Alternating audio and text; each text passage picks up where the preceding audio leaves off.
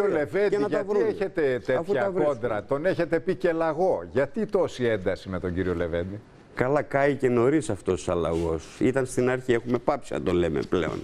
Πώς το λέτε, γιατί αυτό σας απαντάει. Λέει ότι εσείς συνεργαστήκατε το 89. Μα δεν το λέμε γιατί έτσι. Εγώ δεν έχω συνεργαστεί, λέει. Αυτός νομίζει ότι το λέμε για αυτό το λόγο, ότι θα συνεργαστεί. Δεν το λέμε για αυτό το λόγο. Εμείς τον είπαμε λαγό γιατί από την πρώτη στιγμή που εκλέχτηκε στη Βουλή άρχισε να προτείνει αντιλαϊκά μέτρα, να κάνει προτάσεις που έπαιζαν το λόγο λαγού, το ρόλο λαγού, για να μπορέσει να ανοίξει τα θέματα στη συνέχεια η κυβέρνηση, η εκάστοτε κυβέρνηση, ΣΥΡΙΖΑ-ΝΕΛ, η προηγούμενη του πρώτου οχτάμινου, η τωρινή τώρα μετά το Σεπτέμβριο, για μια σειρά ζητήματα. Και το ασφαλιστικό, ο λαγός το άνοιξε πρώτα, όταν έλεγε πω μεγάλες συντάξεις, το ένα το άλλο.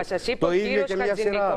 Πριν από λίγο, ότι μία γι' αυτό τον είπαμε λαγό. Αλλά τώρα έχει καεί, δεν λέει ούτε καν συγκεκριμένες προτάσεις. Μόνο οικουμενική λέει από το πρωί μέχρι το βράδυ. Κατηγορείτε τον κύριο